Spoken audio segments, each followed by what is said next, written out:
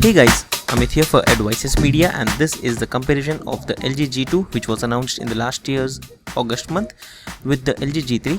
which has not been made available in India but has been launched in a few countries worldwide. Both of these smartphones come with almost similar features, only the difference being that the G3 is the flagship for this year, which comes with the Quad HD display and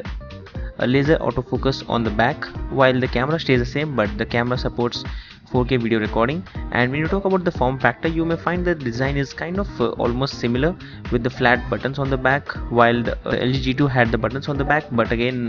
they were kind of moving out, but this one has a flat kind of system on the back. Apart from that, there is a dual LED flash. This is the laser autofocus, and along with that there is this 13 megapixel camera which has actually given us very good captures, and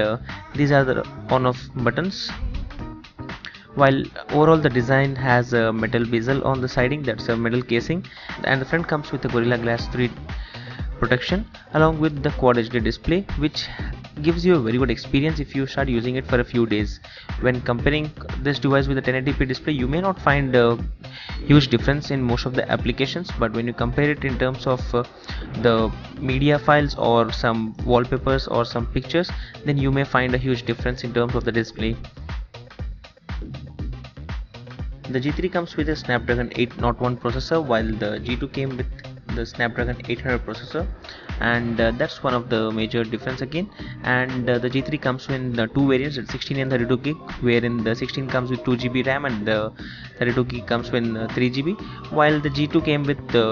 16 and 32 GB with a fixed RAM of 2 GB. Let us check out the display on the Quad HD LG G3.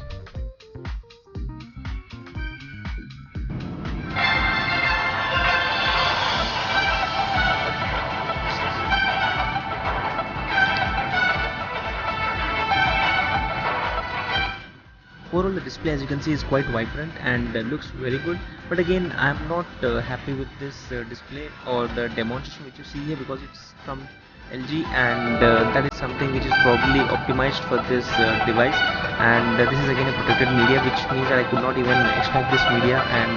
play it on the G2 or some other smartphones to show you a comparison of. But primarily this is something which we can say is optimized, and when we have also done some comparisons by comparing video playback from YouTube or some other media on both of these devices, which can give you a clear idea on the actual display.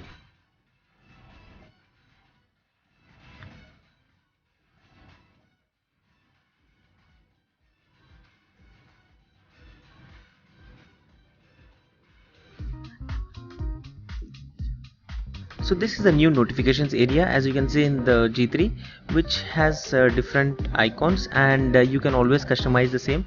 And one on the G2 looks a little bit simpler, and that's obviously different because this is the newer UI. And now let's look into the different features. So as you can see on the G3, you get a feature when you can do multitasking, or you can say run two applications at the same time, which you can enable it by just long pressing on the back button, and it would show you with the option wherein you can select the application which you want to run on your last screen, which you can actually use it when you are using it in a landscape mode, but that feature was not available on the LG G2. Now let's check out the camera application and the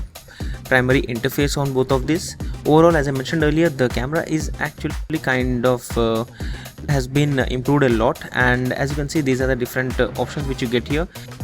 You get the option of slow motion video recording at 120 fps, which goes up to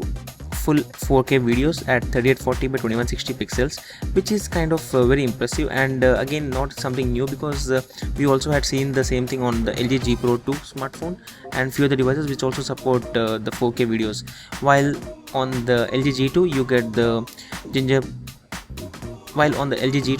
Jelly Bean camera interface options, which we had seen earlier, which were kind of simple. And again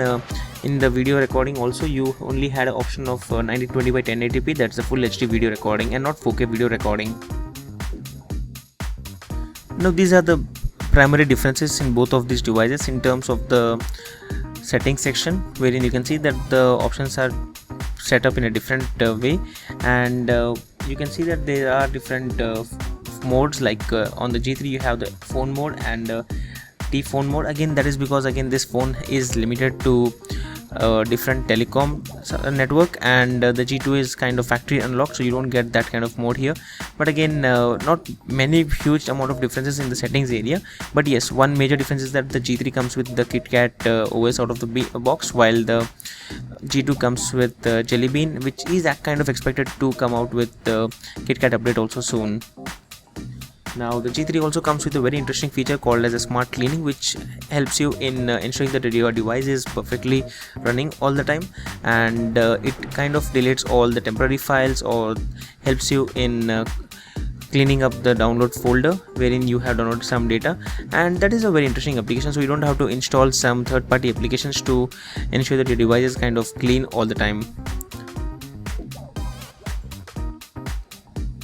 Both of these devices came with the option of customizing the touch buttons at the bottom, but one major difference was that the G2 came with the selected or the predefined options for the front touch buttons, while in G3 you also had an option of the hiding the whole home touch button option itself, which is kind of interesting because you can make sure that you can use all the screen real estate on the bottom. But again, if you're a person like me who prefers a home button, then you can always uncheck this option and ensure that the home touch button is shown up. But you can also ensure that you can show these options or hide these options only in a selected applications, like let's say you're on YouTube and then or you're watching some media and you don't want these home touch buttons to show up. You can just select them here and they would be hidden. The LG G3 comes with a feature wherein you can just close your fist in front of the front camera when you are ready to capture a selfie, because normally you would just try to press the shutter button to capture the picture, but in this case you get a 3-second lag wherein you can, or a 3-second interval following which you can capture the picture. So overall it's something useful if you are a person who captures a lot of selfies.